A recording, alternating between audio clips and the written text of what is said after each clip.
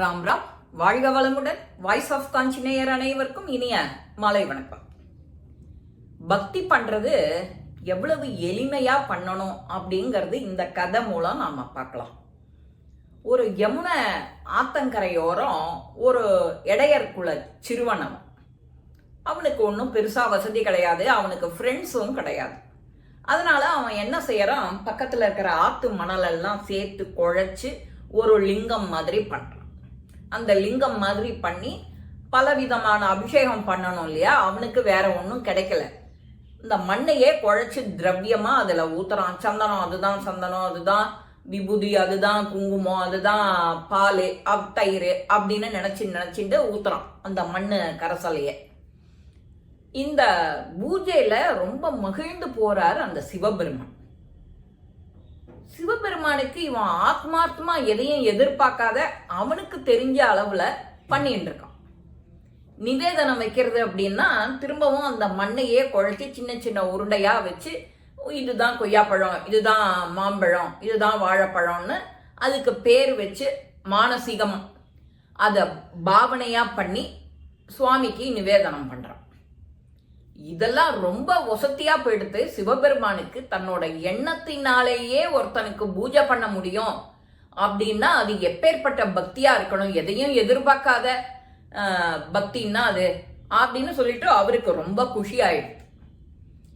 ஒரு தடவை இவருக்கு கனவுல வர சிவபெருமான் வந்துட்டு, இவங்கிட்ட காசு பணம் இல்லை, வேற யாருமே உற்றார் உறவினர் இல்லை அப்படின்னு சொல்லிட்டு திடீர்னு ஒரு நாளைக்கு அவன் கனவு வரத்துக்கு முன்னாடியே ஒரு நாள் அவன் இருக்கிற இடத்த அப்படியே ரத்தினமும் வைரம் வைடூரியமும் பொன்னும் பொருளும் வந்து கும்மியறது. அவனோட இடம் பெரிய மாட மாளிகையா ஆயிடுறது.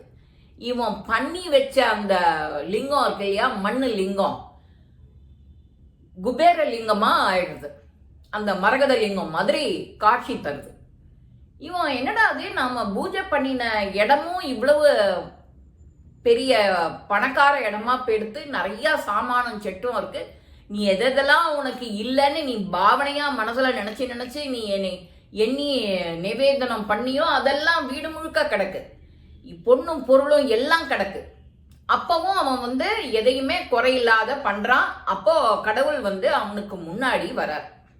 அப்பா, உன்னோட பூஜையில ரொம்ப அகமகிழ்ந்து போய் தான் நான் உனக்கு இப்படியெல்லாம் உனக்கு வரம் கொடுத்துருக்கேன், உனக்கு ஏற்பாடு பண்ணியிருக்கேன், இதை இப்படியே செஞ்சுட்டு வா, உனக்கு நந்த கோப்பன் அப்படின்னு மகாவிஷ்ணுவே வந்து உனக்கு குழந்தையா பிறப்பார், நீ அவனுக்கு நிறைய எல்லா அறிவுரைகளும் பாடங்களும் வாழ்க்கை முறை எல்லாத்தையும் நீ கற்றுக் கொடுக்கணும், அவன் மெம்மேல வளருவான் அப்படின்னு சொல்றார். இதுல வந்து மகாவிஷ்ணுவும் அகமகிழ்ந்து அவனுக்கு நிறைய வரத்தை கொடுக்கறதுக்கு காத்துட்டு இருக்கார்.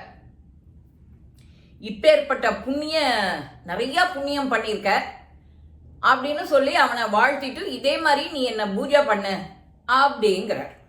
இவனும் தன்னோட பூஜா முறைகள் எல்லாம் எதையுமே மாத்தாம அப்போ மண்ணுல செஞ்சுட்டு இருந்தவன் இப்போ மாட மாளிகையில சௌரியமா மரகத லிங்கத்துக்கு அர்ச்சனை, அபிஷேகம், ஆராதனை, பூஜை எல்லாம் பண்றான்.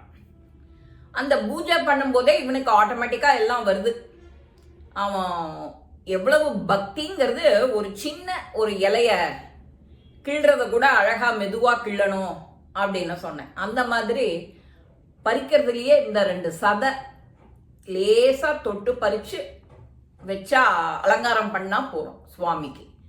நாம ஒரு இதோட அந்த அவசரமா வேலை பண்றதுல நம்மளோட நகமெல்லாம் தெரியாத படலாம். அதெல்லாம் செடிக்கு வலிக்குமா, சுவாமிக்கு வலிக்குமா?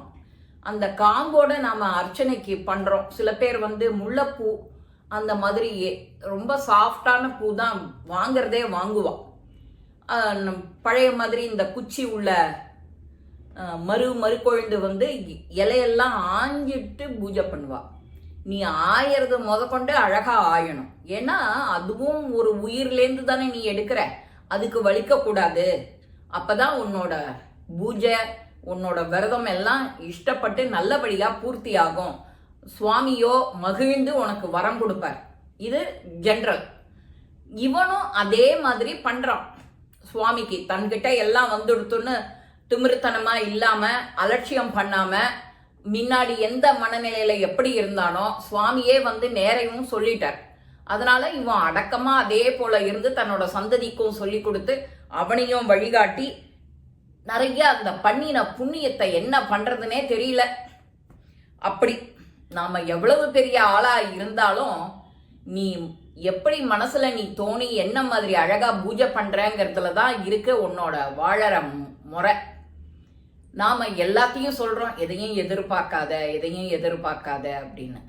அதனாலதான் நாம உதவி கூட ஒருத்தர்கிட்டேருந்து நீ யாருக்கான உதவி பண்ணேன்னா உனக்கு தக்க சமயத்துல திரும்ப உதவி வரும்னு நீ எதிர்பார்க்காத அப்படின்னு சொல்ற ஒரு வழக்கம். ஏன்னா அந்த கஷ்டம் உனக்கு நீ வரக்கூடாதுன்னு நினைக்கணும். உண்மையான நண்பனா இருந்தா உண்மையான உறவுகளா இருந்தா அவன் நமக்கு தக்க சமயத்துல உதவி பண்ணா உனக்கு தக்க சமயத்துல உதவி பண்ணணும்னு நீ நினைச்சுடாத, எதிர்பார்க்காத, நீ கஷ்டப்படணும்னு நினைக்காத அப்படின்னு சொல்லியிருக்கு. இந்த மாதிரி எப்பவோ சொன்னதை உங்களுக்கு திரும்ப சொல்றேன்.